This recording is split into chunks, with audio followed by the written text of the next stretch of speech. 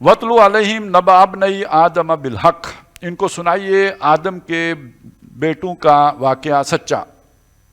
اِذْ قَرَّبَا قُرْبَانًا، جب ان دونوں نے ایک قربانی پیش کی. فَتُقُبِّلَ مِنْ أَحَدِهِمَا وَلَمْ يُتَقَبَّلْ مِنَ الْآخَرِ، ایک کی قبول کر لی گئی اور دوسرے کی قبول نہیں کی گئی. وہ جو حابیل تھے ان کی قبول ہو گئی اور قابیل کی قبول نہیں ہوئی. اب اصل میں قربانی کے پیچھے کوئی مسئلہ تھا، وہ جو بھی ان کا کوئی جھگڑا تھا، انہوں نے قربانی کی کہ جس کی قربانی کو آگ آ کے کھا جائے گی تو وہ شے اس کی ہوگی. اب اس جب وہ قربانی ایک کی قبول ہو گئی دوسرے کی نہیں ہوئی تو اس کو پھر اب افسوس ہوا. قال لأقتلنک، انہیں کیا ٹھیک ہے میں تمہیں قتل کروں گا.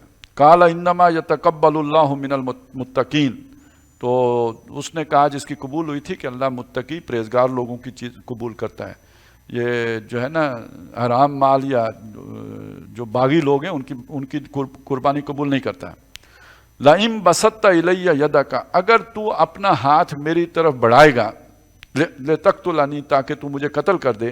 مَا أَنَا بِبَاسِطٍ يَدِيَ إِلَيْكَ، میں نہیں ہوں اپنا ہاتھ تیری طرف بڑھانے والا. لِأَقْتُلَكَ، کہ میں تجھے قتل کروں. إِنِّي أَخَافُ اللَّهَ رَبَّ الْعَالَمِينَ، میں اللہ سے ڈرتا ہوں جو سارے جہانوں کا رب ہے. اب یہ اگر نقطہ سمجھ میں آیا نا تو نبی صلی اللہ علیہ وسلم کا ایک قول ہے کہ دو آدمی لڑ رہے ہیں اور وہ ایک دوسرے کو مارنا چاہتے ہیں، ایک نے دوسرے کو مار دیا، دونوں جہنمی ہیں.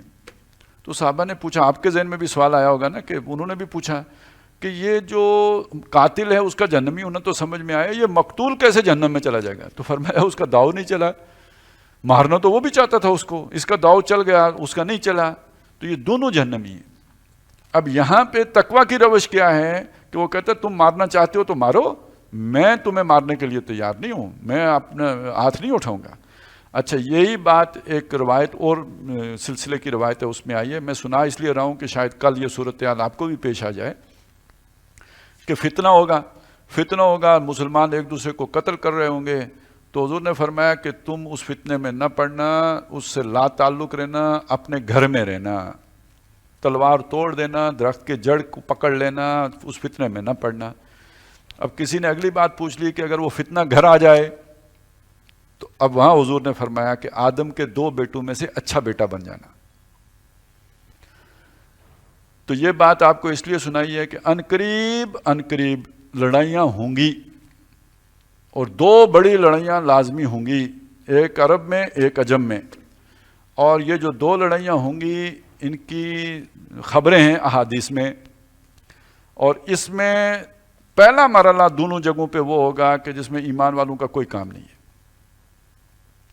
وہاں سونے پہ ہوگی، سونے کا پہاڑ ظاہر ہوگا، اس کے اوپر ہوگی، 100 میں سے 99 مریں گے. حضور نے فرمایا تم اس سونے کو حاصل کرنے کی کوشش نہیں کرنا، وہ جتنے مریں گے ان میں سے ہر ایک کو یہی امید ہوگی کہ یہ سونا میں حاصل کر لوں گا. یعنی وہ مفادات کی جنگ ہوگی.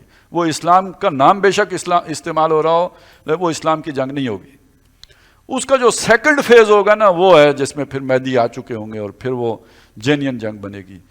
یہاں پہ بھی ہو، ادھر بھی تو کچھ صورت آخر بنے گی، اور اس کا بھی پہلا فیز جو ہے وہ ویسا ہی ہوگا، وہ بھی پراکسی ہوگی کسی کی. پھر اس کے بعد اگلا فیز جب آئے گا تو دیکھیں گے، پہلے کو گزرنے دیں. تو میں اپنا ہاتھ نہیں اٹھاؤں گا کہ میں تمہیں قتل کر دوں. انی اخاف اللہ رب العالمین، میں اللہ سے ڈرتا ہوں جو سارے جہانوں کا رب ہے. انی ارید ان تبوء باسمی و اسمک، میں تو چاہتا ہوں کہ تم میرا گناہ بھی لے کے مرے آئے اور اپنا بھی، فتکون من اصحاب النار، اور آگ والوں میں سے ہو جائے. وذالک جزاء الظالمین، یہی ظالموں کا بدلہ ہے.